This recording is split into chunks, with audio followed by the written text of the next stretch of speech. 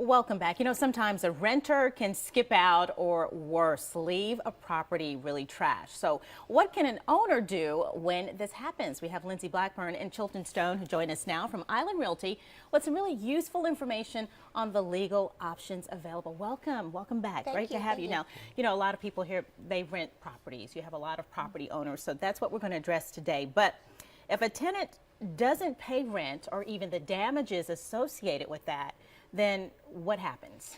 Okay, well, unfortunately, a lot of times a rental lease can end badly. Yeah. So the owner needs to know what steps to take.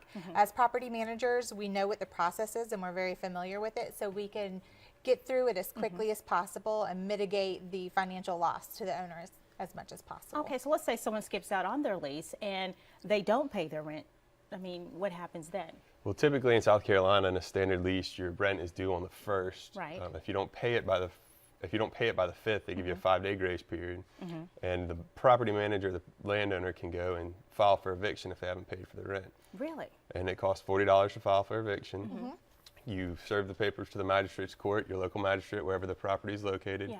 And the magistrate will have a constable go out and serve the tenant the eviction notice. Okay. So now I imagine that some people will pay their rent by the 1st or maybe, by the 5th. You would hope that, but then there are those cases where they don't. Yes, they don't. So once you file for eviction, sometimes the tenants will then pay. Yeah. Sometimes they don't. So you have to wait 10 days and then you can file for a writ of eviction. Okay. And then once that's done, that costs $10 and they have 48 hours to move out. And if they don't move out within 48 hours, then you go back to the magistrate and you file for a physical put out, and then you can physically remove their belongings to the nearest curb and repossess or take possession of the home. And I think sometimes people may have seen that. It's like, man, why is there furniture out on the curb? So 9 times out of 10, that's what happened. Yes. Now, but that sounds kind of complicated for a property owner to try to kind of navigate that, though. Right? It is. There are very specific steps to go to, and each one takes a specific amount of time. So you don't want to let it slip past you and wait until, say, the 15th day to go back. Right. Because that's just 5 extra days that they're living in your house without paying you money. So. Right, and you're still sitting there like, pay me my money. Okay, well, what if a tenant moves out at the end of their lease, but they leave a lot of damage behind and owing, oftentimes the owner money, or maybe their deposit didn't pay for all of that? What can they do then? So if that happens, the landlord wants to keep good records of everything. We keep strict records of everything from the beginning of the rent, from the beginning of the lease period when they come in and sign everything. Yeah. And you want to make sure you take pictures of everything when they come in. Then you want to make sure you've got pictures of everything at the end so you can compare and show. Yeah. You want to kind of prepare a file at the very beginning, almost like you're going to court, because you always want to be prepared. I watch judge shows and I've seen that happen. It's like, well, can you show me a picture of what it looked like beforehand? So you really want to. Pictures are very valuable. Right, because you hate to kind of go into a situation thinking that, but if you're a property owner, then you have to kind of think that way to make sure that all your bases are covered, right? Yes. Yeah. If you think like you're going to court from the beginning of the lease, then your records will be very thorough, very complete. You'll have everything documented.